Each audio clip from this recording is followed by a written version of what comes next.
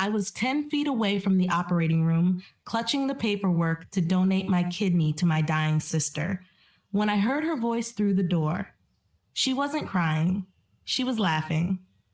"Is the wire transfer set up?" she asked the doctor. 200,000 straight into the offshore account. We'll tell Dee there was a surgical complication, so she never asks where it went. My hands went numb. My sister wasn't dying. She was selling my kidney to a wealthy buyer, and the doctor I trusted was her partner. I backed away from the door, my rubber-soled shoes silent against the floor. I wasn't going to surgery, but I wasn't going to run away either. I was going to destroy them both. To understand how I ended up shivering in a parking garage at 4:30 a.m., plotting the destruction of my own sister, you have to understand the trap they built for me. It was a masterpiece of manipulation, constructed slowly, layer by layer, over a period of 6 months. 6 months before the world shattered, I was 58 years old, living in a quiet brownstone in Boston's South End, and working as a senior forensic accountant for a firm I dedicated 2 decades of my life to. My existence was a carefully constructed grid of predictable routines and safe choices, a life where every column balanced and every variable was accounted for. I liked my life boring. I liked my tea at 7 a.m., my audits at 9 a.m., and my solitary walks along the Charles River on weekends. Then my phone rang at 11 p.m. on a rainy Tuesday in November.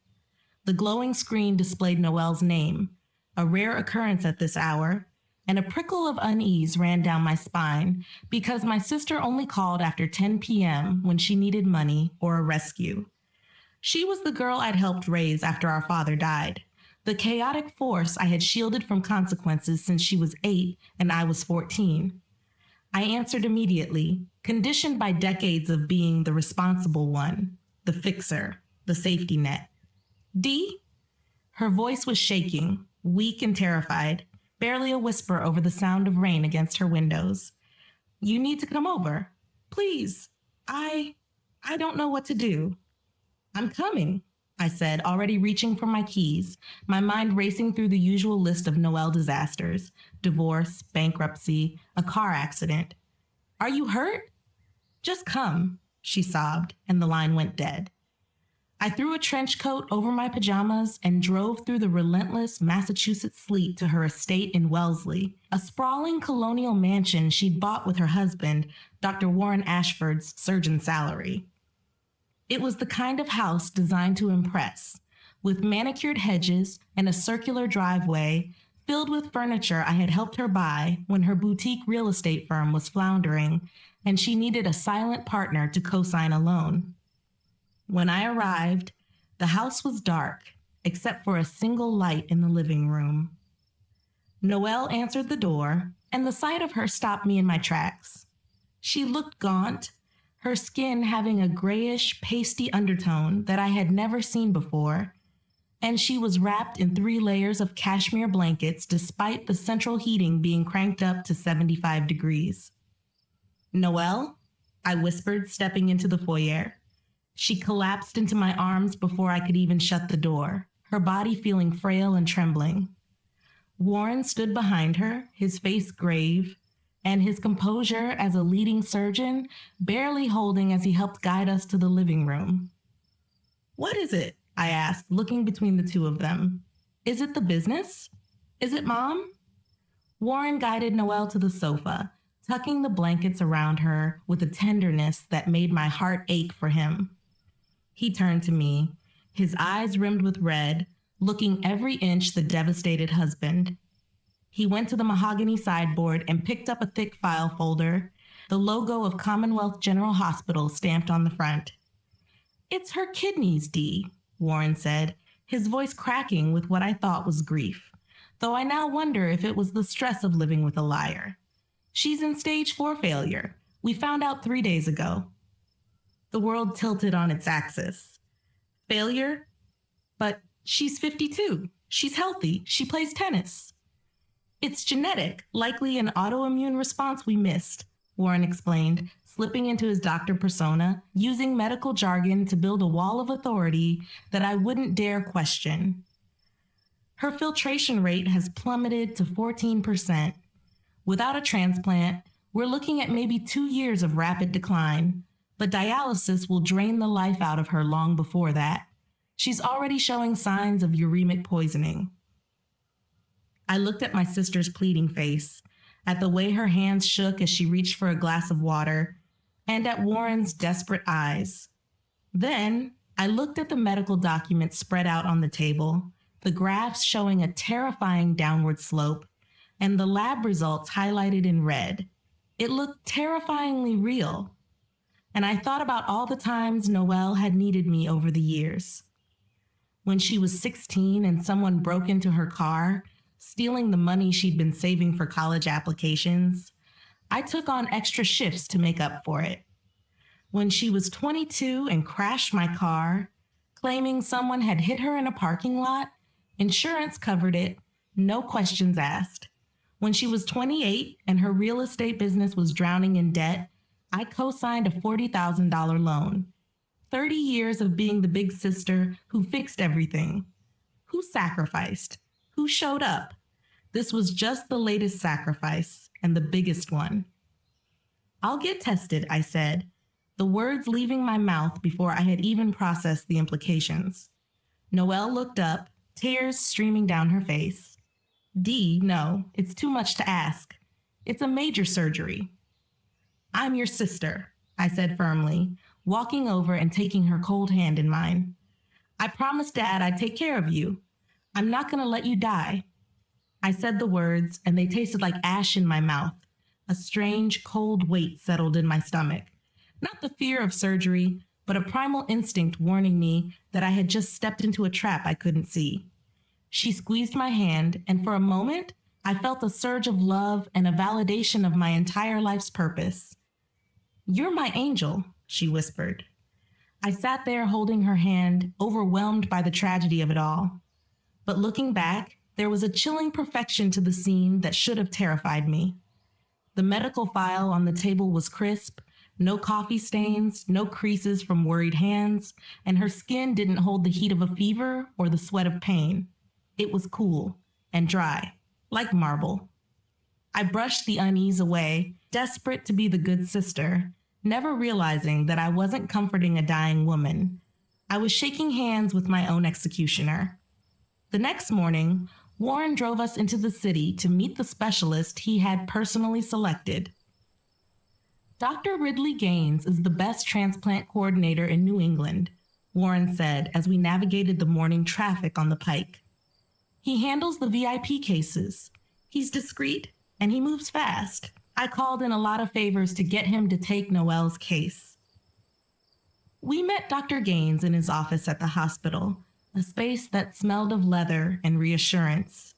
It felt less like a clinic and more like a sanctuary, a place where miracles were routine and safety was guaranteed. Gaines was in his late 40s, handsome in that polished, trustworthy doctor way, with silver-flecked hair and warm eyes that crinkled when he smiled. He shook my hand firmly, his grip dry and confident. You're a brave woman, Miss Kensington, he said, looking at me with an intensity that made me blush slightly. Living donation is the greatest gift a human being can give. But I need to be clear, this is not a decision to take lightly. The screening process is rigorous. We will turn you inside out. I'm ready, I said, sitting up straighter. We'll need to do blood typing, tissue typing, cross-matching, a full cardiac workup, and a psychological evaluation, Gaines listed, ticking them off on his fingers. It will take months. And at any point, if you feel pressured, or if you change your mind, you tell me. My job is to protect the donor. Looking back, the irony of it all was enough to make me scream. My job is to protect the donor. He had said it with such conviction. The testing began the following week, and it was brutal. I became a fixture at Commonwealth General. They took vial after vial of blood until my arms were a map of bruises. I spent hours in MRI machines, the loud clanging sounds becoming the soundtrack of my life, and I walked on treadmills while technicians monitored my heart. For weeks, the routine was hypnotic. Needles, scans, forms. I wanted to believe it was standard procedure. I wanted to trust the process. But then the first crack appeared in the porcelain. Not a medical issue, but a financial one. The first was the billing. I had excellent insurance, but Dr. Gaines insisted that all the preliminary testing go through a private donor fund managed by his office to expedite the process. Insurance companies drag their feet, he told me during a blood draw. We don't have time for their bureaucracy. I've secured a grant to cover your workup. It sounded plausible, but in my line of work, private funds that bypass standard insurance protocols are usually a red flag for embezzlement or laundering. I pushed the thought away. He's a top surgeon, I told myself. He knows how the system works. The second anomaly was Noelle's dialysis. Warren had told me she would need to start dialysis immediately to manage her toxin levels until the transplant. But Noelle refused to go to a center. I can't sit in a room with sick people, Dee, she had cried. It's too depressing. Warren will set up a home unit. I visited the house 3 times a week to bring her dinner, and I never saw a dialysis machine. When I asked about it, Noelle claimed Warren kept it in his study and brought it out only for her sessions, which she did late at night. I don't want you to see me like that, she said, turning her face away. It's ugly. Please, just let me have my dignity. So I stopped asking. I respected her dignity. I cooked her low-sodium meals, cleaned her house, and managed her life while she lay on the sofa, watching Netflix and looking tragically beautiful in her decline. But the biggest red flag came from the one person Noelle couldn't manipulate, our mother. Queenette was 81, living in an assisted living facility in Brookline. Her short-term memory was Swiss cheese, shredded by early-stage dementia, but her long-term instincts were razor sharp. When I told her about the transplant, she didn't cry. She didn't praise me. She went quiet. Bring her to me, Queenette had said, her voice hard. I brought Noelle to visit a week later. Noelle played the part perfectly, walking with a cane she didn't need and leaning heavily on me. But Queenette didn't look at the cane. She looked at Noelle's eyes. You're not dying, Queenette said suddenly, interrupting Noelle's monologue about how hard the medication was. Noelle froze. Mom, don't start. The doctor said. I know what dying looks like, Queenette snapped, gripping the arms of her wheelchair. Your father died. My sister died. Dying takes the light out of your eyes. It makes you smell like copper and dust. You? She pointed a shaking finger at Noelle. You smell like Chanel and ambition. She's having an episode, Noelle said to me, standing up quickly. Dee, take me home. I can't deal with this stress. It's bad for my blood pressure. I ushered Noelle out, apologizing to my mother, telling her she was confused. I'm not confused. Queenette had yelled after us as we walked down the hallway. Count your fingers after she shakes your hand, Deirdre. She's up to something. I drove Noelle home in silence, dismissing my mother's outburst as the ramblings of a sick old woman. I was so committed to the narrative of saving my sister that I was willing to ignore the only person who was actually telling me the truth. And now, 6 months later, shivering in my car in a parking garage, I realized that Queenette had been the only sane one among us. Noelle didn't smell like copper and dust. She smelled like Chanel, and she had played me for a fool. I looked at the dashboard clock. It was 5:15 a.m. My surgery was scheduled for 6 a.m. They would be looking for me. My phone buzzed in my lap. It was a text from Warren. Dee, where are you? Pre-op is asking for you. Noelle is getting anxious. I stared at the message, feeling a wave of nausea. If I go back, they would cut me open. If I run, they would spin a story that I got cold feet, that I abandoned my dying sister, turn the family against me, and ruin my reputation. I needed proof. I couldn't just run. I needed to destroy them. And to do that, I needed to go back into the lion's den. Not to the hospital, but to the source of the lie. I put the car in gear. I wasn't going to my apartment. I was going to Noelle's house. While she was at the hospital prepping for a surgery that wouldn't happen, her house was empty. And somewhere in that mansion, buried under the lies and the luxury, was the evidence I needed to send my sister to prison. I turned onto Storrow Drive, the city lights blurring through my tears. And for the first time in 6 months, I didn't feel like a victim. I felt like the hunter. I drove the 40 minutes to Wellesley in a state of hyper-focused dissociation, the kind of calm that usually descended upon me right before I testified in a fraud trial. The panic of the hospital garage had evaporated, replaced by the cold, mechanical hum of my forensic brain. I wasn't Dee the sister anymore. I was Deirdre Kensington, the senior auditor, and I was about to conduct the most personal audit of my life. I pulled my car into the service lane behind Noelle's estate, hidden from the main road by a wall of manicured arbor vitae. The house loomed above me, a brick and stone monster that screamed, "Old money," even though I knew for a fact Noelle had leveraged every cent of equity to buy it. It was silent. Noelle was at the hospital, frantically calling my phone. Warren was likely pacing the waiting room, playing the worried husband. The house was empty. I let myself in with the emergency key Noelle had given me 6 months ago in case of emergencies.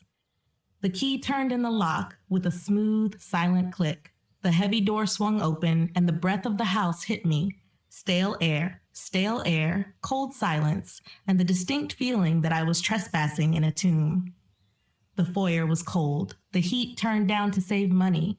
Another crack in the facade of wealth Noelle tried so hard to maintain. I stood in the silence, listening. My heart was a metronome, ticking out a slow, steady rhythm. Check the office. Check the bedroom. Check the trash. I moved to the sick room first. For the past 4 months, Noelle had slept in the guest suite on the first floor, claiming the stairs were too difficult for her weakened condition. I pushed the door open. The room was staged like a set piece from a medical drama. There was a hospital-grade adjustable bed, a tray with half-empty pill bottles, and a folding screen in the corner where she claimed the dialysis machine was kept. I walked over to the pill bottles. Prednisone, cyclosporine, furosemide. I picked up the bottle of prednisone. It rattled. I twisted the cap off and dumped a pill into my hand. It was white, round, and scored down the middle. Standard generic steroid. I brought it to my nose and sniffed. Nothing. I touched the tip of my tongue to it. Sugar. It was a breath mint. It dissolved instantly on my tongue, flooding my mouth with a sharp, sugary peppermint flavor. No bitterness, no chemical aftertaste, just pure, crystallized sugar. I stood in the silence of her sick room, the sweet taste making me want to retch.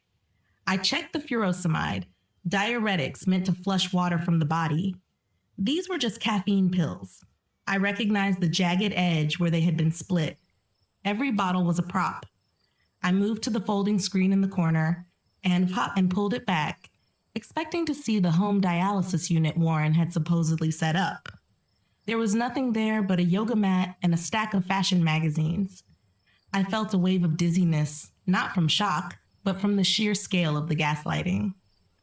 For months, I had sat in this room, rubbing Noelle's feet while she moaned in pain, while she talked about the machine draining her life force. There was no machine. There never had been. I began to tear the room apart, but carefully, forensically. I wasn't tossing clothes. I was looking for the paper trail. Fraud always leaves a paper trail. In the bottom drawer of the nightstand, buried under a stack of cashmere socks, I found a receipt from a theatrical supply store in downtown Boston. The item was stage makeup kit, cadaver illness palette, and the cost was $450. Next to it was a folder Noelle must have forgotten to burn. It contained printouts from a medical website, symptoms of end-stage renal failure, a cheat sheet. Highlighters marked specific lines, complaints of metallic taste in mouth, itching skin, and confusion. She had studied dying like it was a role in a play. I sat on the edge of the bed with the cheat sheet trembling in my hand. I remembered the dinner 2 months ago, where Noelle had suddenly scratched at her arms until they bled, crying about the uremic itch. I had cried with her and had put ice packs on her skin. It was all a performance. My phone buzzed again. Warren. Dee, please pick up. We're worried sick. Did you get confused? Did you go to the wrong building? Call me. I stared at the screen. Warren, was he in on it? Gaines had said, Warren will never find out. But Warren was a doctor, a surgeon. How could he live in the same house with a woman faking kidney failure and not know? Unless he was willfully blind, or unless Noelle was even better at this than I thought. I needed to know which side Warren was on, and I needed to know before he came home. I left the sick room and went to Warren's study. This was risky. Warren was meticulous about his privacy, but I knew his password. He used the same 4-digit code for his alarm system, his garage, and his computer, the year Noelle was born, 1972. Because he loved her. God help him, he loved her. I woke his desktop computer, typed in 1972. Access granted. I didn't go for the medical records first, I went for the money. If Warren was part of the scheme to sell my kidney, the money would be in their joint accounts. I pulled up their main checking account. The balance was $4,200. I frowned. That was dangerously low for a couple with a mortgage this size and a surgeon's salary. I scrolled through the transaction history. $5,000 cash withdrawal on deck 12, $3,500. Cash withdrawal on deck 19, $9,000 cash withdrawal on Jan 4. The pattern was aggressive. Someone was bleeding the account dry. I cross-referenced the dates. December 12th was the day Noelle had a crisis and needed to see a specialist in New York. December 19th was the day she claimed her insurance copay had skyrocketed, and January 4th was the day she said she needed to pay for experimental supplements. She wasn't just stealing my kidney. She was embezzling from her own marriage. I checked the browser history. It was clean. Too clean. The history was wiped clean, empty, a digital ghost town. But people leave footprints even when they think they're walking on air. I opened the command terminal, my fingers trembling as I bypassed the user interface to hunt for the cache files he thought were deleted, my fingers flying across the keys. I found a hidden folder on the hard drive labeled N, medical scans. I opened it, expecting to see the fake scans she had shown me. Instead, I found a log, a diary, written by Warren. On Jan 10, her creatine levels don't match her symptoms. She refuses to let me draw blood myself. Insists only Gaines does it. Jan 15, I smelled alcohol on her breath after dialysis. She said it was mouthwash. Why is she gaining weight? Feb sec, I called Gaines. He was defensive. Told me to stop micromanaging or I'd stress her into cardiac arrest. I feel like I'm losing my mind. I sat back, the breath leaving my lungs, and stared at the entries with my heart racing. Were these the notes of a worried husband or the alibi of a careful accomplice? He had written about suspicion and about losing his mind, but was he writing this for himself or planting evidence in case they got caught? Suddenly, a floorboard creaked directly above my head. I froze. The house was supposed to be empty. Noelle was at the hospital. Warren was gone. Another creak. Then the distinct sound of a heavy footstep dragging across the master bedroom floor upstairs. My heart hammered against my ribs. Was someone else in on it? A hired thug to clean up the evidence? I grabbed a heavy brass letter opener from the desk, gripping it until my knuckles turned white, and backed into the corner of the study, listening as the footsteps moved to the stairs. Thump, thump, thump. They were coming down. I held my breath, raising the makeshift weapon and preparing to fight for my life. The shadow stretched across the hallway floor, and then the door pushed open. A massive golden retriever trotted into view, wagging its tail. It was Barnaby, the neighbor's dog. He must have slipped in through the faulty service door again. I slumped against the wall, dropping the letter opener and gasping for air. But before my heart could slow down, The sudden grinding roar of the garage door opening shattered the silence beneath my feet. The dog barked, and a car door slammed. The man who wrote these words, my ally or my enemy, was home. I froze. It was 9 a.m. They shouldn't be back. Unless they realized I wasn't coming back to the hospital. Unless they came hunting. I heard the heavy thud of the door connecting the garage to the kitchen. Then footsteps. Heavy, fast footsteps. Dee? Warren's voice echoed through the house. Dee, is that your car out back? I didn't answer. I sat in the darkened study, the glow of the monitor illuminating the evidence of his wife's betrayal. The footsteps got closer. The study door handle turned. Warren stood in the doorway. He was still in his scrubs, his face pale, his eyes wild. When he saw me sitting at his desk, his expression shifted from panic to confusion. Dee? Warren's voice wasn't relieved. It was furious. He stood in the doorway, his chest heaving and clutching a briefcase he had clearly rushed home to retrieve. What the hell are you doing here? Noelle is at the hospital hyperventilating because her donor disappeared, and I had to drive all the way back here because Gaines claimed we forgot the original insurance waivers. He threw the briefcase onto the sofa, his face flushed with the unreasonable anger of a terrified husband.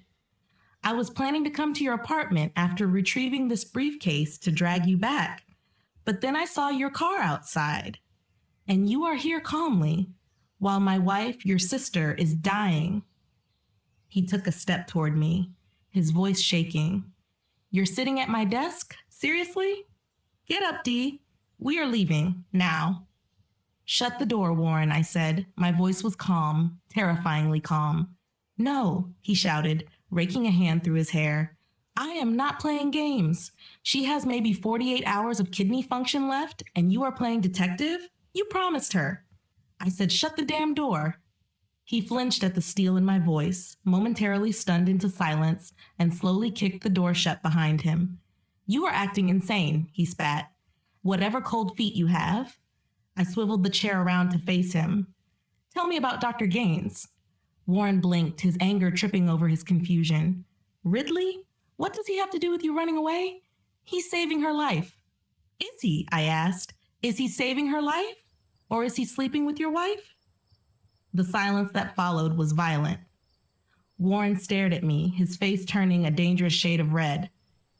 How dare you, he whispered, his voice trembling with rage. Noelle can barely walk. She is in agonizing pain every single day. And you accuse her of. That is disgusting, Dee. She's not dying, Warren, I said, standing up. I picked up the bottle of pills I had taken from the bedroom. She's eating breath mints and painting shadows under her eyes every day with theatrical makeup. Stop it, Warren yelled, backing away as if I were contagious. I've seen the labs. I've seen her vomit from the toxins. You are looking for an excuse to back out, and it is pathetic. I threw the bottle at him. He caught it instinctively. Open it, I commanded, and taste it. He looked at the bottle, then at me, his expression one of pure revulsion. He wanted to throw it back at me and to scream, but the accountant in me held his gaze, unblinking. With a shaking hand, he popped the cap, took out a pill, looked closely at it, ready to prove me wrong and to shove my paranoia down my throat. He touched it to his tongue. I watched the fight drain out of his body in real time. His shoulders slumped, and his eyes widened, filling with a sudden, horrific understanding. Mint, he whispered. The word sounded like it broke his jaw. She's not sick, I continued, stepping closer, relentless now that the crack had formed. I heard them. This morning, at the hospital. I heard Noelle and Gaines laughing. They aren't transplanting my kidney into her. They're selling it to a buyer in Suite B for $200,000. Warren staggered back until he hit the bookshelf. He slid down it, collapsing onto the floor and burying his head in his hands. No, he moaned, a sound of pure agony. No. That's not true. That can't be true. She loves me. She needs me. Gaines forged the labs, I said softly. Just like he forged your signature on the consent forms. Just like she forged her love for you. I walked over to the desk and turned the monitor toward him, showing him his own diary entries. Look at your own words, Warren. You wrote it down. You saw the alcohol. You saw the weight gain. You let yourself be blinded because you love her. He looked up at the screen, tears streaming down his face. I thought she was just scared. I thought she was drinking to cope with the pain. She was drinking because she was celebrating, I said, my voice hard. She was celebrating the payday. She called me pathetic, Warren, and laughed about it. Warren went silent. He sat there on the floor of his $1,000,000 home, surrounded by the debris of his life. Then finally, the weeping stopped. He took a deep breath and wiped his face with his sleeve. When he looked up, the sadness was gone and replaced by a cold, clinical rage that seemed to match my own. It was the look of a surgeon who just realized the limb is gangrenous and must be amputated. She sent me away, he whispered, the realization hardening his face into stone. The insurance forms. It was all a lie. She must have made up the story just to get me out of the building. She wanted me gone so they could close the deal. She's clearing the deck for the sale, I said, and probably spinning a story right now about how I had a mental breakdown to explain why I vanished. Warren stood up, smoothed his scrubs, then walked over to the desk and looked at the bank statements I had pulled up. She emptied the savings, he noted, his voice flat. Yes, I responded. The late nights, the alcohol on her breath, it was never the sickness, it was him all along. Yes, I responded again. And she was going to let them cut you open. Yes, he nodded slowly. Okay. Okay, what? I asked. Okay, he repeated. He reached into his pocket and pulled out his phone. I can access the hospital's EMR system from here. If Gaines is running a black market organ ring, he has to keep records. He's arrogant. He wouldn't delete them. He'd rather hide them. You're going to help me? Help you? Warren looked at me, and his eyes were dark tunnels. Dee, I'm going to ruin her and make her pay. I'm going to take the house, the money, her reputation, and I'm going to make sure she rots in a cell until she's old and gray. He sat down at the computer, pushing me aside gently. His fingers flew across the keyboard, entering administrative overrides that only a senior attending surgeon possessed. We need proof of the conspiracy, he muttered. The medical fraud is one thing, but trafficking? We need to link Gaines to the buyer. We spent the next hour digging. It was a masterclass in digital forensics. Warren knew where the bodies were buried in the hospital's server, and I knew how to follow the money. We found it. In a restricted folder disguised as research data graphs, we found a spreadsheet. Donor, D. Kensington. Match, P. Aldridge.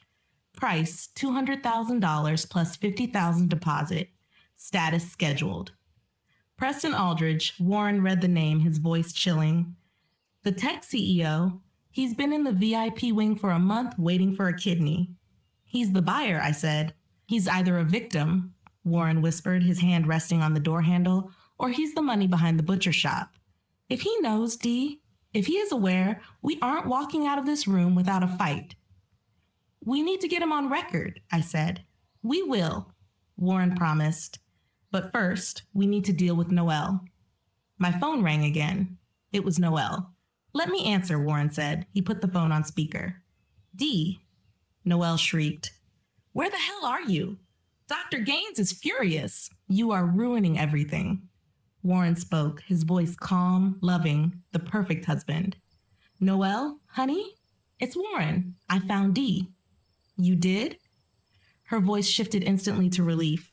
Oh, thank God. Is she okay? Drag her back here, Warren. Tell her she's killing me.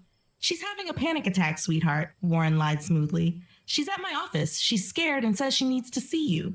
She needs reassurance before she goes through with it. Reassurance? Noelle spat. I'm the one dying. Fine. I'm coming home. I'll deal with her. Come home, Warren said. We'll be waiting. He hung up. She's coming, he said. What do we do? I asked, looking around the room. Warren opened his desk drawer and pulled out a small black box. I bought this a month ago, a nanny cam.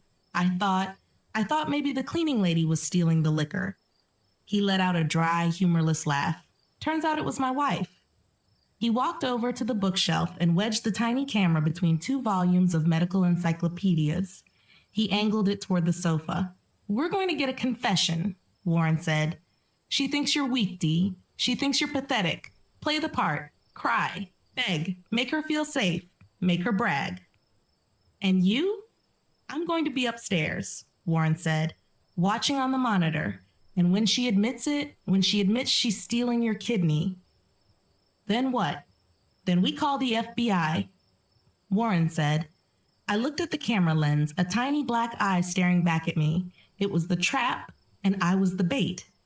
She's expecting a scared and pathetic sister, I whispered, feeling a cold calm settle over me. She thinks I'm the same doormat she's walked over since we were children. Then give her exactly what she wants, Warren said, his voice hard. Let her underestimate you one last time. I took a deep breath. Let's catch a monster, I said, smoothing my hair and wiping the sweat from my palms. The next 20 minutes were the longest of my life. I sat on the sofa in the living room, wrapping myself in one of Noelle's cashmere blankets, practicing my broken face in the reflection of the turned-off TV. I had to look scared, submissive, and like the Dee she had known for 40 years. I heard the Mercedes crunch over the gravel in the driveway, the slam of the car door, and the click of heels on the stone steps. The front door swung open.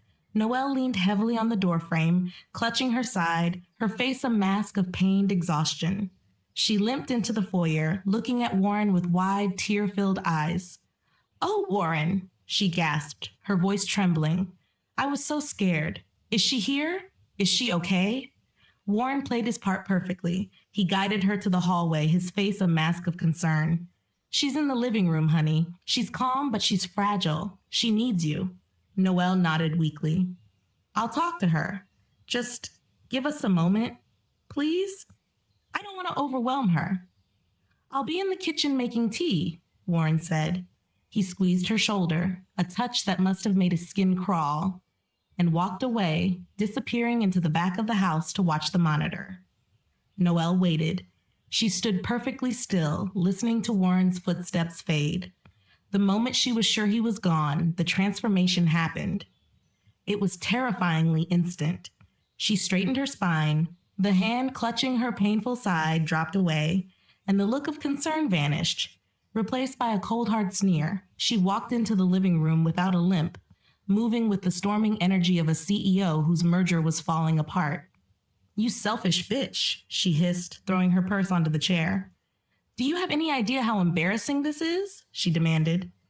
"Dr. Gaines had the OR prepped. He pulled strings for us. And you run away because of what? Nerves?" I looked up at her, letting my lip tremble. I got scared, Noelle.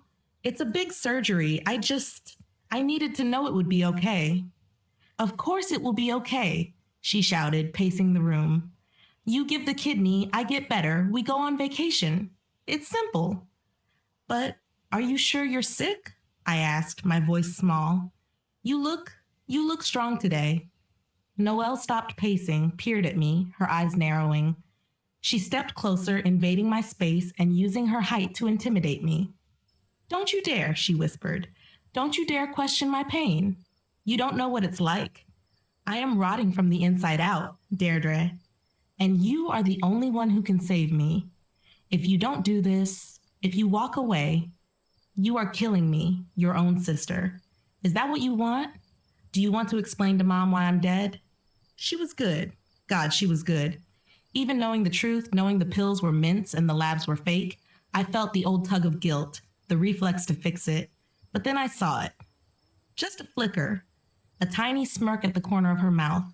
She thought she had me. She thought she had won. I took a deep breath. "I'll do it," I lied. "But I need to know one thing." "What?" she snapped.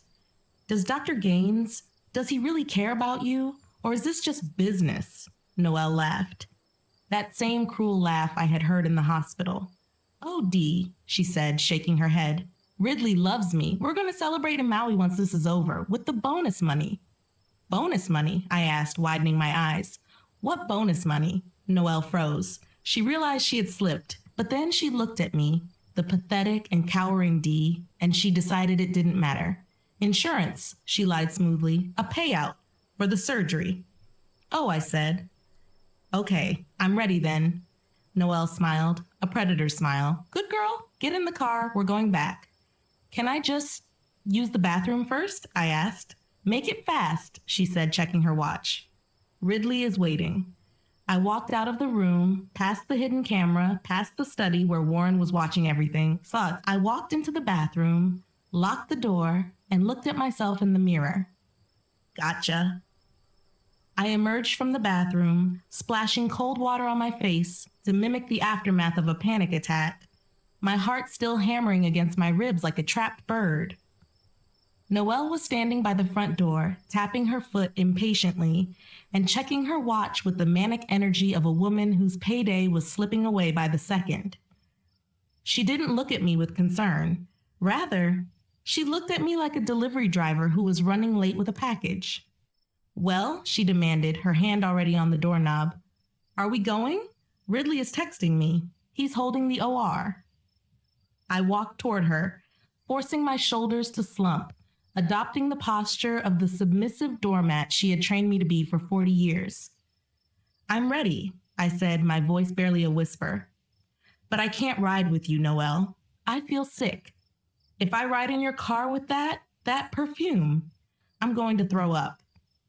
Noelle rolled her eyes, a gesture of supreme annoyance. It's Chanel, Dee, not poison. Fine, take your car.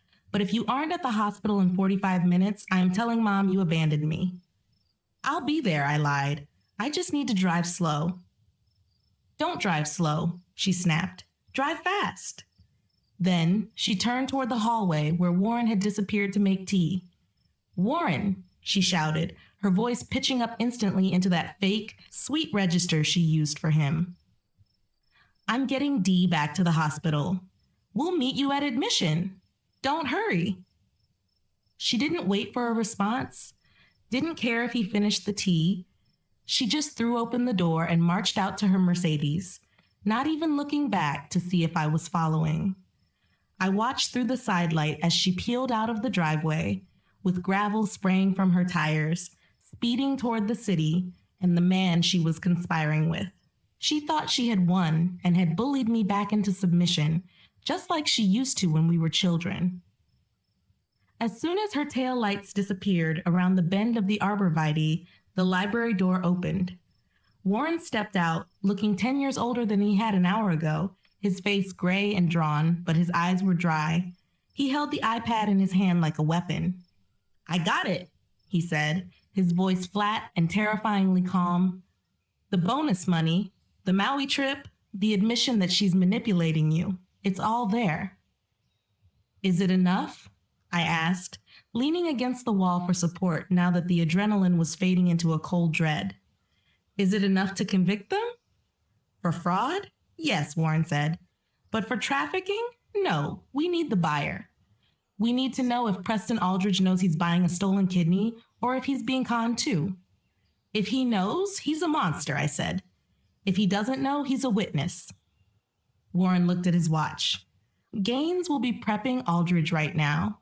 If we want to catch them, we have to go back to the hospital, now. Noelle thinks I'm coming to surgery, I said. If I show up. You aren't going to surgery, Warren cut in, walking past me to grab his car keys. You're coming with me. I have master access to the VIP wing. We're going to pay Mr. Aldridge a visit before Gaines puts him under. We took Warren's car, a sensible Volvo that felt like a tank, and drove back into Boston in silence. The city was fully awake now, the morning commute clogging Storrow Drive, and the gray sky pressing down on the Charles River like a bruised thumb. Every time we hit a red light, Warren's knuckles turned white on the steering wheel. He didn't speak about his marriage. He didn't speak about the betrayal.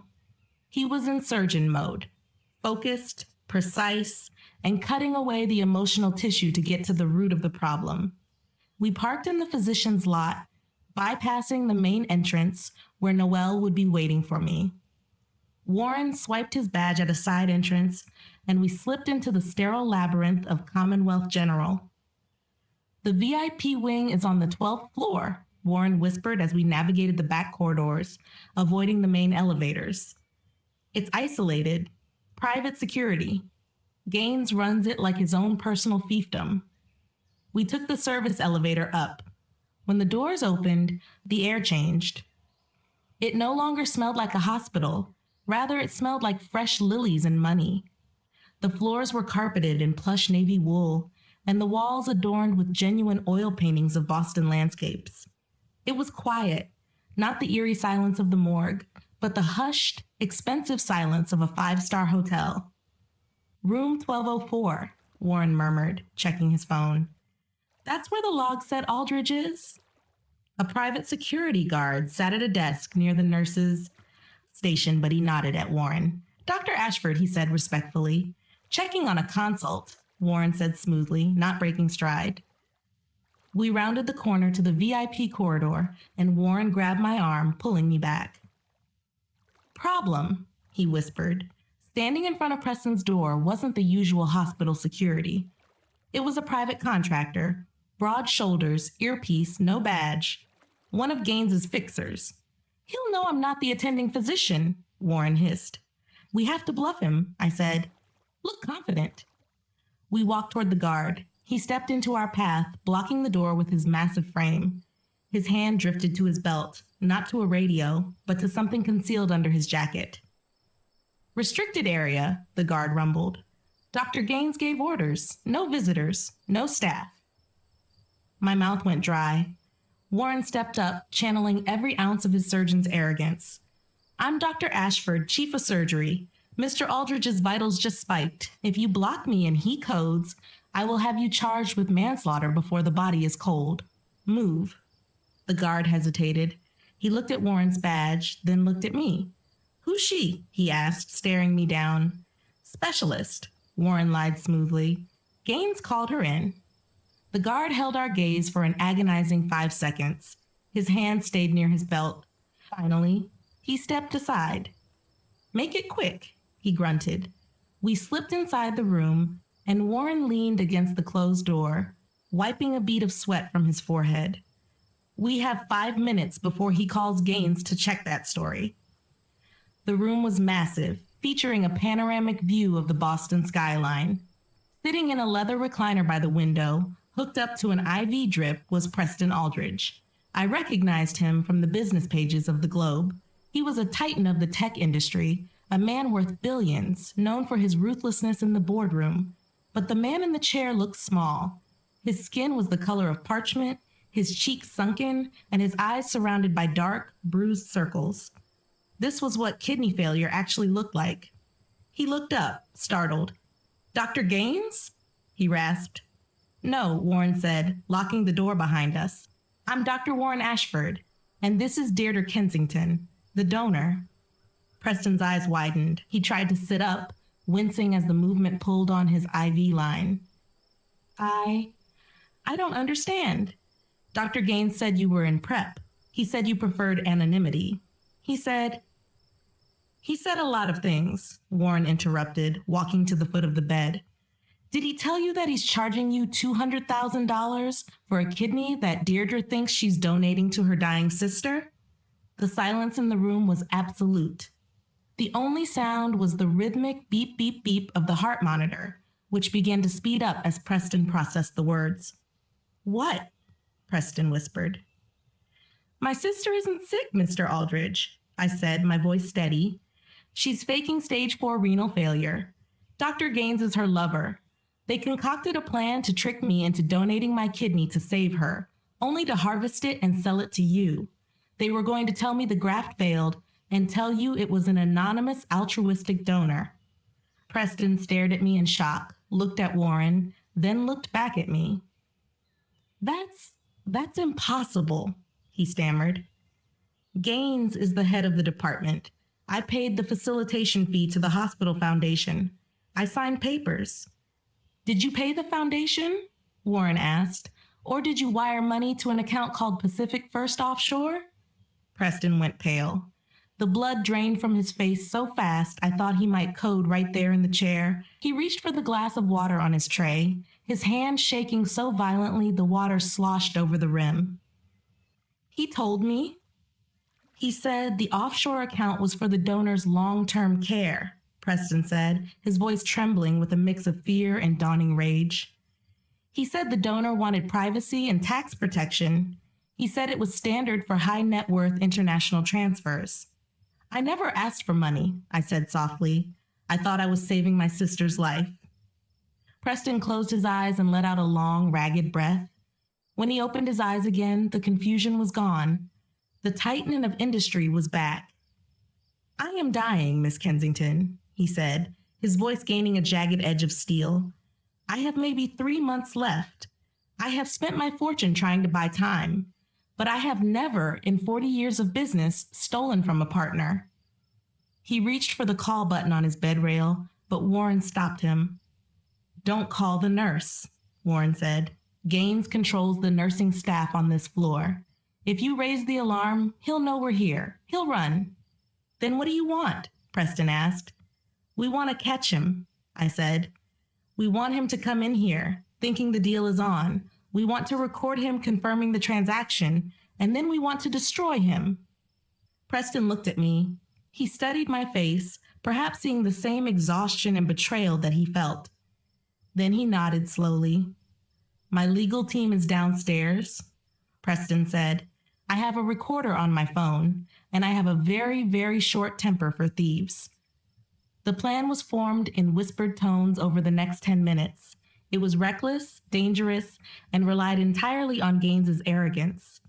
Warren checked the hallway. We have maybe 3 minutes before the nurse checks his vitals again. We need to lure him here. Now. Preston nodded, his eyes hard. He didn't ask for a script. He picked up his phone, his thumb hovering over the screen. I'm baiting the trap, he said. Get in the bathroom, leave the door cracked, and whatever you do, don't come out until he confesses. He's going to be suspicious, Warren warned. He knows Noelle is frantic. He's greedy, Preston countered. Greed makes smart men stupid. I know. I've exploited it my whole career. Preston picked up his phone and typed the message, his fingers surprisingly steady for a dying man. Dr. Gaines, the bank is flagging the second tranche. You need to come to 1204 now. I'm not going under anesthesia until the money is cleared. Don't send a nurse. Come yourself. He hit send. Now we wait, Preston said. Warren and I retreated into the bathroom. It was a lavish space, marble and gold fixtures larger than my kitchen. We turned off the lights and stood in the shadows behind the heavy oak door. I could feel the heat radiating off Warren's arm next to mine. He was trembling. Not from fear, I realized, but from the effort of holding back his rage. If he touches her, Warren whispered to himself, almost inaudibly, if I find out he touched her. Focus, Warren, I whispered back, gripping his wrist. We need the confession. Then you can ruin him.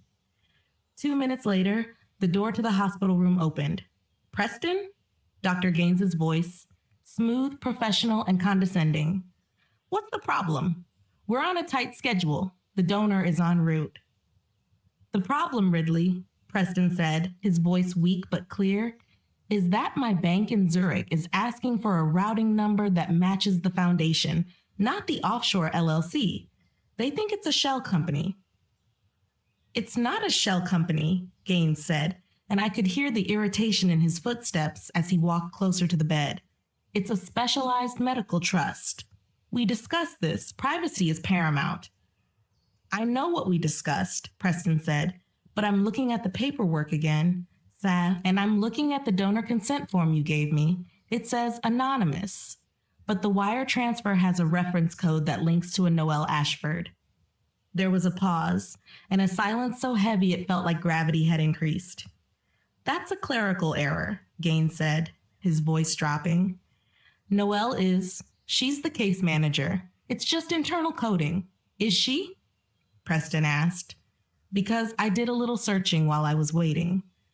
Noelle Ashford isn't a case manager. She's a real estate agent, and she's the sister of a Deirdre Kensington. I held my breath. This was it. Preston was pushing him. You're confused, Preston, Gaines said, his tone hardening. The toxins are affecting your cognitive function. Look, the kidney is compatible. It's waiting. Do you want to live, or do you want to argue about banking codes? I want to know where my money is going, Preston snapped. Is it going to the donor, or is it going to you and your girlfriend? Gaines laughed. It was a short, sharp sound. Does it matter? The donor thinks she's a hero. She's giving it up for free. Why shouldn't we capitalize on her stupidity? You get a life. I get a retirement plan. She gets a warm, fuzzy feeling. Everyone wins. Now authorize the transfer, or I walk out of here and give this kidney to the next name on the list. You have 5 minutes. She's giving it up for free. Capitalize on her stupidity. I looked at Warren. He had his phone raised, the recording app glowing in the darkness. He nodded. We had him. You're right, Redley, Preston said, his voice shifting. It doesn't matter. Everyone wins. Good, Gaines said. I'll call the OR. We're green. Actually, Preston said, we're not. What? We're not green, Preston said. We're red. Code red. Before Gaines could ask what he meant, Warren kicked the bathroom door open. We stepped out into the light. Dr. Gaines spun around. When he saw Warren, his face went slack. When he saw me, the color drained out of him so completely he looked like a corpse. Deirdre, he stammered. Warren, I was just explaining the complexity of the... Shut up, Warren said. It wasn't a shout, it was a command. Warren walked across the room, closing the distance between them. Gaines backed up until he hit the windowsill. We heard you, I said, stepping forward. We heard you this morning, and we heard you just now. Capitalize on her stupidity. Is that the medical term for fraud? Gaines looked from me to Warren, then to Preston. He realized the walls had closed in. He straightened his tie, trying to regain some shred of authority. You're misunderstanding everything, Gaines said, holding up his hands. This is a sensitive negotiation. Preston is confused. I'm not confused, Ridley, Preston said from the bed. And I just emailed the recording of this conversation to my legal counsel, the Hospital Ethics Board, and the FBI's Healthcare Fraud Division. Gaines's eyes went wide. He lunged for the door. But Warren was faster. He blocked the exit, standing solid and immovable. Get out of my way, Warren, Gaines snarled. You don't want to do this. Think about Noelle. She's involved in this too. If I go down, she goes down. Do you want your wife in federal prison? Warren looked at the man who had slept with his wife, stolen his money, and tried to butcher his sister-in-law. She can rot, Warren said. He didn't hit him. He didn't need to. He simply pointed to the door. Security is already on the way up. Dr. Voss is convening an emergency board meeting downstairs. You're done, Ridley. It's over. Gaines looked at the door, then back at the window like a trapped animal. Then his phone buzzed. He looked at the screen. It was Noelle. Where are you? Dee isn't here yet. I'm freaking out. Gaines looked at me. A twisted smile curled his lips. You haven't told her yet, he realized. She's still waiting in the lobby. That's right, I said. And you're not going to warn her. Why shouldn't I? Gaines sneered. Because, Preston Aldridge said, sitting up in bed, if you text her, I pull my funding for this entire hospital wing, and I will personally spend every remaining dime I have ensuring you don't just lose your license. I will ensure you get the maximum sentence in a supermax facility. Silence is your only bargaining chip for a plea deal. Gaines lowered the phone. He knew when he was beaten by money. Sit down, Warren ordered. Gaines sat in the visitor's chair, defeated. I looked at Warren. I'm going downstairs, I said. It's time to tell my sister the surgery is canceled. Do you want me to come? Warren asked. No, I said, feeling a cold strength surging through me. I need to do this myself. I turned to leave, but stopped at the door and looked back at Preston Aldridge. Thank you, I said. Preston nodded, looking weary but satisfied. Miss Kensington, make it hurt. I walked out of the VIP wing and headed for the elevators. I pressed the button for the lobby. It was time to face Noelle. The elevator descent from the 12th floor to the main lobby felt like a decompression chamber. I watched the numbers light up. 11, 10, each one bringing me closer to the woman who had shared my blood, my bedroom, and my secrets for 50 years. The woman who had just tried to butcher me for a paycheck. I checked my reflection in the polished steel doors. I no longer looked like a victim. My spine was straight and my eyes dry, like the person who signed the audit report that sent a CEO to prison last year, like consequences. The doors slid open with a cheerful ding. The lobby of Commonwealth General was a chaotic sea of patients, visitors, and floral deliveries. But I spotted Noelle immediately. She was pacing near the information desk, wearing oversized sunglasses and clutching her phone like a lifeline. She looked furious, radiating that specific brand of entitlement that made strangers step out of her way. She saw me exit the elevators, her face twisted from anxiety to relief, then instantly to anger. She marched toward me, her heels clicking aggressively on the terrazzo floor. "Where have you been?" she hissed, grabbing my arm. Her grip was strong, too strong for a woman in renal failure. "Ridley isn't answering his phone. The OR is on hold. Do you have any idea how much stress you are causing me?" I looked down at her hand on my arm. "Let go of me, Noelle." The tone of my voice stopped her. It wasn't the voice of Dee, the doormat. It was cold, flat, and hard. She blinked, confused, but she didn't let go. "Don't start with the drama, Dee. We don't have time. Come on." She tried to pull me toward the intake desk. I planted my feet. "No," she laughed, a high but incredulous sound. "What do you mean, no? You promised. You promised, Dad." "Don't," I said, stepping into her space. "Don't you dare say his name." People were starting to look. A security guard near the entrance adjusted his belt, watching us. "Lower your voice," Noelle whispered, her eyes darting around.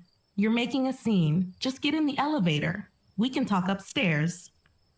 "There is no upstairs, Noelle," I said, loud enough for the woman at the information desk to hear. "No surgery and no transplant." Noelle's face went white. "What did you say?" "I know," I said. "I know about the pills, the makeup, the offshore account, and about Preston Aldridge." For a second, she looked like she had been slapped. Her mouth opened, but no sound came out. Then the mask slipped back into place. Denial. "You're crazy," she said, her voice trembling with fake concern. "Oh my God, you're having a psychotic break. The stress was too much. Dee, listen to me. Stop acting."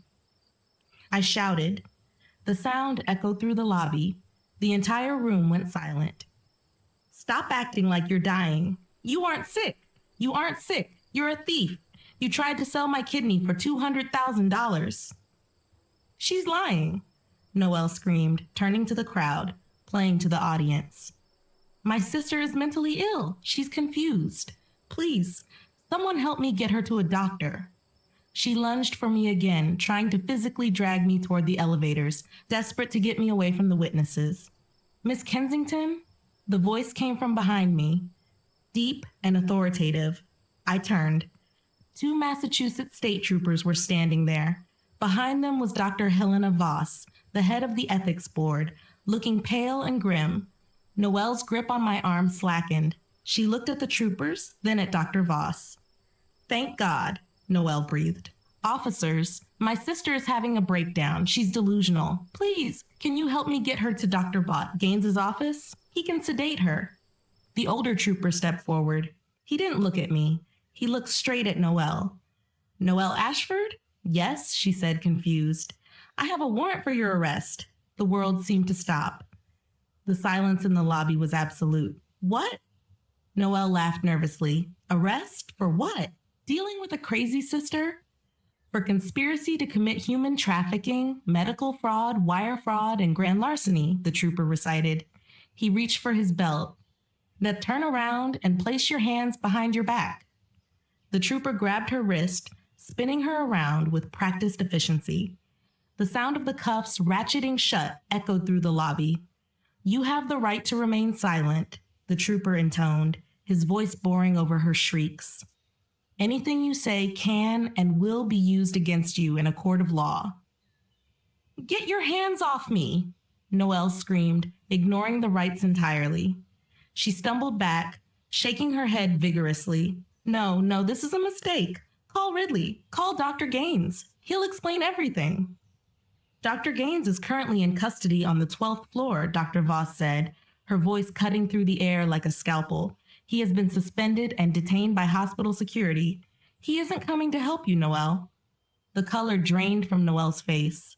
She looked at Dr. Voss, at the troopers, and then, finally, she looked at me. There was no love in her eyes, no regret, just pure, unadulterated hatred. You did this, she whispered. You jealous, pathetic little bitch. You did this to me.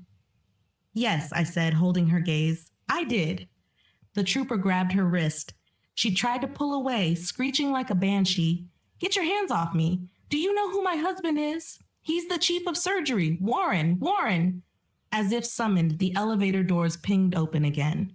Warren stepped out. Noelle's face lit up. Warren, thank God. Tell them I'm sick. Tell them this is a mistake. Warren stopped 10 feet away. He looked at his wife, who was currently being cuffed by 2 police officers in the lobby of his workplace, then looked at the crowd of staring colleagues. He walked over to the trooper. Is this the woman, sir? The trooper asked. Warren looked at Noelle. I don't know who this woman is, Warren said coldly. But my wife died 6 months ago. This is just the monster who replaced her. Noelle screamed. It was a primal, ugly sound. She thrashed against the handcuffs, spitting insults at Warren, at me, and at the police. They had to drag her out of the lobby, her heels scraping across the floor, leaving black scuff marks on the pristine white tile. I watched her go. I watched the automatic doors slide shut behind her, cutting off her screams.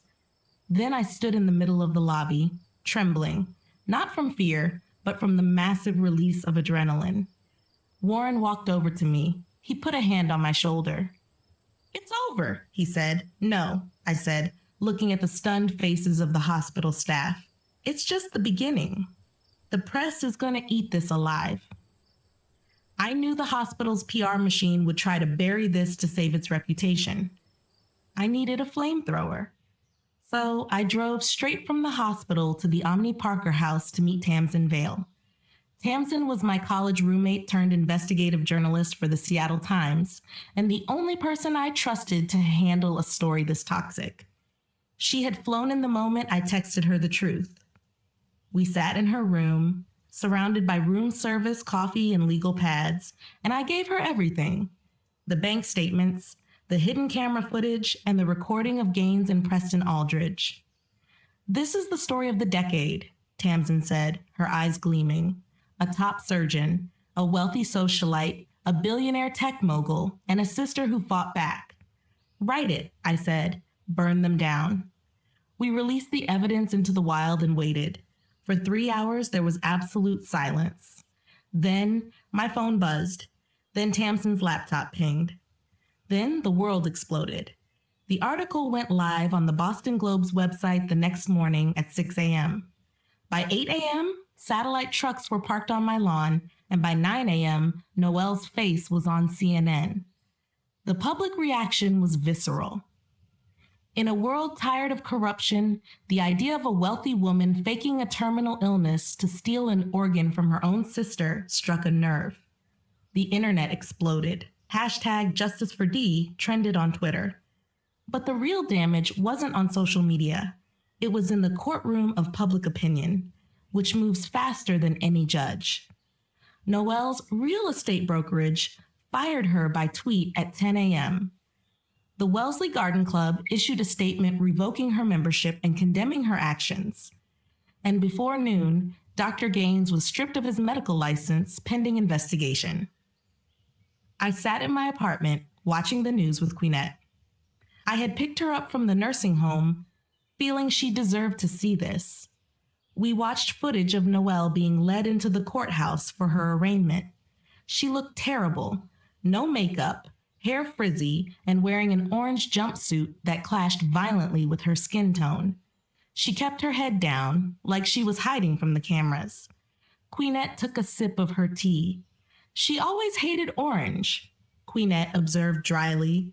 She said it made her look sallow. I looked at my mother. The dementia fog had lifted for this. She was present, and she was sharp. Are you sad? I asked her. She's your daughter. Queenette looked at the screen, where the chyron read Sister vs. Sister, the kidney scam. I mourned Noelle a long time ago, Queenette said softly. I mourned her when she stole my jewelry and when she stopped visiting. A mother knows when her child is broken, Dee. There are some things you can't fix. You just have to survive them. She reached over and patted my hand. You survived, baby. That's enough for me. 3 days later, the district attorney called me. They want a deal, the DA said. Gaines is rolling over on Noelle. He claims she masterminded the whole thing, that he was manipulated by her sexual coercion, and he's offering to testify against her in exchange for 15 years instead of 20. And Noelle? I asked. Noelle is claiming insanity, the DA sighed. Her lawyer is arguing that the renal failure was a delusion caused by Munchausen syndrome and that she truly believes she was sick. She wants a suspended sentence and mandatory therapy. She's not insane, I said, gripping the phone. She's a sociopath. We know that, the DA said, but juries are unpredictable, and Munchausen is a complex defense. If she cries on the stand, if she plays the victim.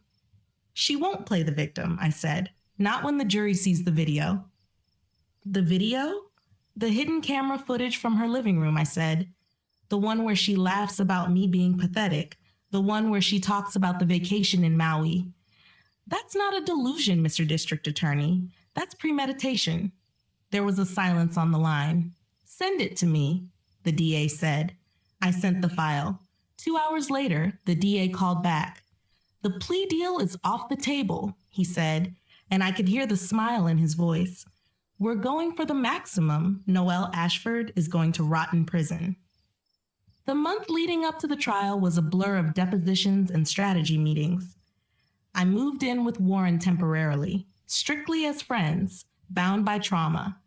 It was safer than my apartment, which was constantly besieged by reporters. Warren was a machine. He provided every text message, every credit card statement, and every lie Noelle had ever told him. He was methodically dismantling his marriage with the precision of a surgeon. Do you miss her? I asked him one night over a bottle of wine. He looked at the empty spot on the wall where her portrait used to hang. I miss who I thought she was, Warren admitted, but that person never existed. It's like mourning a ghost. I know the feeling, I said. My phone rang. It was an unknown number. Miss Kensington? Yes? This is Preston Aldridge's assistant. Mr. Aldridge would like to invite you to dinner. I hesitated. I'm not really doing dinners right now. Mr. Aldridge insists.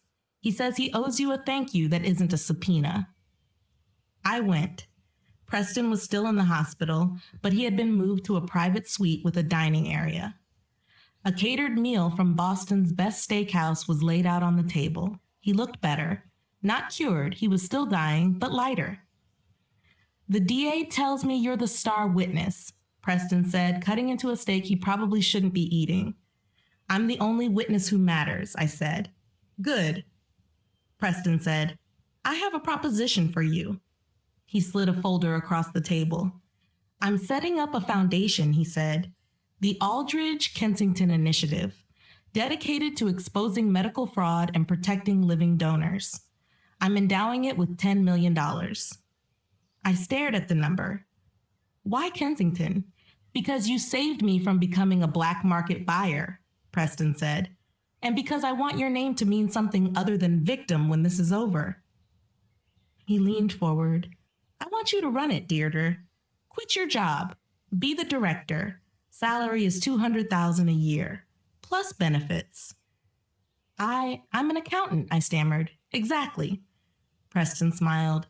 You know where the bodies are buried, and you know how to count them. Say yes. I looked at the folder. I looked at the future. Yes, I said. Good. Preston raised his glass of water. Now let's go send your sister to hell. The federal trial of United States v. Noel Ashford began on a gray Tuesday in March, 6 months after the arrest. The John Joseph Moakley United States Courthouse sat on the edge of Boston Harbor, a massive wall of glass and brick that seemed to stare out at the water with unblinking judgment. I arrived early, flanked by Warren and a private security detail provided by Preston Aldridge. The paparazzi were already waiting at the steps, a shivering mass of cameras and microphones. They shouted my name, "Dee, over here. Do you hate her? Will you look at her?" But I kept my eyes forward, focusing on the revolving doors. I wasn't there to give interviews. I was there to bury a predator. Inside courtroom 4, the atmosphere was suffocating. Every seat in the gallery was filled. Law students, reporters, former friends from Wellesley who wanted to see the socialite fall. It was a packed house for the tragedy of the year. When the bailiff announced the defendant, the room went silent. Noelle entered. She had changed strategies. Gone was the defiant, screaming woman from the hospital lobby. In her place was a fragile, broken bird. She wore a modest gray cardigan 2 sizes too big, making her look smaller and frailer. Her hair was pulled back in a severe bun, no makeup, and her head bowed. She walked with a slight limp, dragging her left leg as if the weight of her crimes had finally broken her body physically. The gallery murmured. Even I felt a flicker of doubt. She looked so small and so fragile. Had prison actually broken her, or was this her masterpiece? Her defense attorney, a shark named Marcus Thorne, who charged $1,000 an hour, built his opening statement around victimhood. Noelle Ashford is not a monster, Thorne boomed, pacing in front of the jury. She is a woman who was mentally and emotionally enslaved by a powerful and manipulative doctor. Dr. Gaines convinced her she was sick, drugged her, gaslit her, and used her fear of death to coerce her into a scheme she didn't understand. She didn't want to sell a kidney. She wanted to survive. I watched the jury. A few of them, a grandmother in the front row and a young man in the back, were nodding. They felt sorry for her. My stomach churned. She was going to get away with it. She was going to cry her way into a suspended sentence. Then it was my turn to take the stand. I swore the oath and sat in the witness chair. I looked at Noelle. She refused to meet my eyes, wiping a fake tear from her cheek. The prosecutor, a sharp-edged woman named Adia Miller, walked me through the timeline, the diagnosis, the testing, and the emotional manipulation. "Miss Kensington," Miller asked, "did your sister ever express fear about the surgery?" "She expressed fear of dying," I said, my voice steady. "She told me she was rotting from the inside out and told me I was her angel." "And when did you realize it was a lie?" "When I heard her laughing," I said. The courtroom went still. "Laughing?" Miller asked. "I was standing outside Dr. Gaines's office," I continued, turning to look directly at the jury. "She wasn't crying. She wasn't scared. She was laughing. She called me pathetic, said she couldn't believe I fell for it, and bragged about how easy I was to manipulate because I had spent 30 years cleaning up her messes." I saw the grandmother in the jury box frown. The sympathy was cracking. "Your witness," Miller said. Thorne, the defense attorney, stood up and smiled a predatory smile. "Miss Kensington," he said smoothly, "you claim you heard laughter. But isn't it true you were under extreme stress? Isn't it true you were sleep deprived? Maybe you misheard.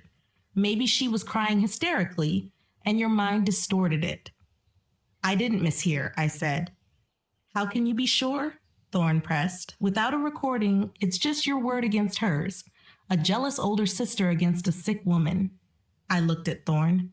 Then I looked at Warren, sitting in the front row. He nodded. "I don't need a recording of the hospital," I said, "because we have a recording of the house." Thorne froze. "Objection! This wasn't in discovery." "It was submitted into evidence this morning, Your Honor," A.D. Miller interjected, holding up a flash drive. Surveillance footage from the Kensington residence dated the day of the planned surgery. The defense received a copy at 8 a.m. The judge nodded. Play it. The giant screens in the courtroom flickered to life. The video was grainy, shot from a hidden camera on a bookshelf, but the audio was crystal clear. It showed Noelle pacing the living room, shouting at me, Daredy, who was huddled on the sofa. Noelle's voice boomed through the courtroom speakers, dripping with arrogance. Ridley loves me. We're going to celebrate in Maui once this is over. With the bonus money. The jury gasped. They leaned forward, listening to the term bonus money. Dee's voice on video. Bonus money? Insurance. A payout. For the surgery. Then the camera captured the moment Noelle leaned in, her face twisted into a predator sneer. If you don't do this, if you walk away, you are killing your sister. Is that what you want? Do you want to explain to Mom why I'm dead? The video ended. The silence in the courtroom was absolute. It was heavy, suffocating, and final. I looked at Noelle. The broken bird act had vanished. She was staring at the screen, her face twisted in a snarl of pure rage. She knew. It was over. The jury didn't look sorry for her anymore. They looked at her like she was something they had scraped off their shoe. The jury deliberated for less than 3 hours. When they returned, Noelle stood up. She was trembling now, but this time it was real. We, the jury, the foreman announced, find the defendant, Noelle Ashford, guilty on all counts. Conspiracy to commit human trafficking, wire fraud, insurance fraud. Noelle let out a sob, a real, ugly, terrified sob. She turned to the gallery, searching for anyone to save her. Warren, she screamed. Warren, please, help me, I'm sorry. Warren didn't move. He sat with his arms crossed, watching her with the detachment of a stranger. The judge banged the gavel. Noelle Ashford, you preyed on the altruism of your own family, corrupted the medical system, and showed a level of depravity that this court rarely sees. I am sentencing you to the maximum penalty allowed under federal guidelines. Then he paused, looking over his glasses at her. 12 years in federal prison, no possibility of parole for 10, remanded to custody immediately. The bailiffs moved in and grabbed Noelle's arms. She screamed, dragging her feet, begging, pleading, and blaming Gaines, me, and the world. It's not fair, she shrieked as they hauled her through the side door. I deserve that money. It was my turn. The door slammed shut.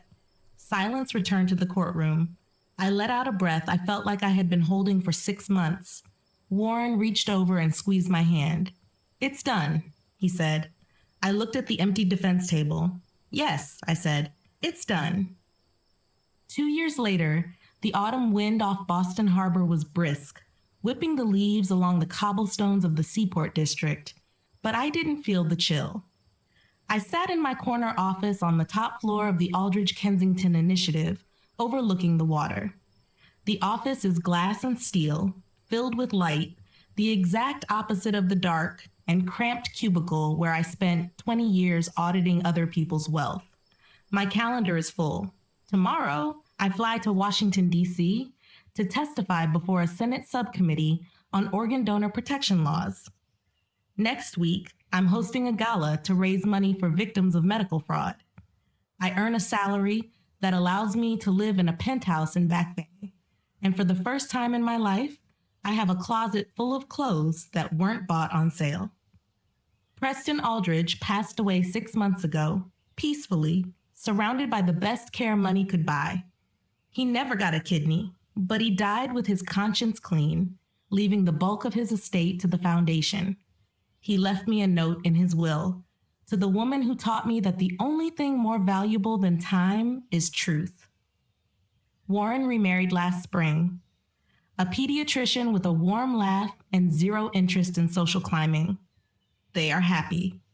We meet for coffee once a month, 2 veterans of a war nobody else remembers, and we talk about everything except Noelle. Queenette is still with us, frail but content, living in the best private suite at the nursing home, paid for by the foundation. She holds court in the solarium, telling anyone who will listen that her daughter is a high-powered executive in Washington, because even now I protect her from the shame of the truth. As for Noelle, she exists only on paper now. Every Monday, a letter arrives from the Federal Correctional Institution in Danbury. The envelopes are cheap and scratchy. I know what's inside without opening them. Pleas for commissary money, blaming accusations, and shifting narratives where she is the victim of a grand conspiracy. I have a ritual. I don't burn them, and I don't read them. I simply feed them, unopened, into the industrial shredder by my desk, and I listen to the satisfying, high-pitched whine of the machine chewing up her words, turning her manipulation into harmless gray confetti. I picked up the framed photo of my father from my desk. For 40 years, I thought taking care of her meant saving her from the world. I finally realized that taking care of her meant saving the world from her. Then I grabbed my coat and headed for the elevator. I have a dinner reservation with a handsome forensic architect I met at the gala, and I'm wearing a new dress. Noelle has 10 more years in a cage of her own making. I have the rest of my life. You've made it to the end. You walked through the fire with Deirdre. But I have to be honest, it breaks my heart when I see people listen to these stories, feel these heavy emotions, and then just walk away. No subscription, no support, just silence. It feels like I'm pouring my soul into a void, working days and nights to bring these voices to life, only to be met with ghost viewers. Please, don't be another ghost. If this story kept you company, don't just take it and leave. You owe it to the story to leave a mark. A subscribe, a super thanks, or even just comment in your city. Tell me where in the world you are listening from. Let me know exactly where my voice is traveling so I know I'm not alone in this. And if you aren't ready to leave yet, don't. There are 2 more real-life journeys right here on your screen. Pick one. Stay with me a little longer. Don't let the silence win. Until next time.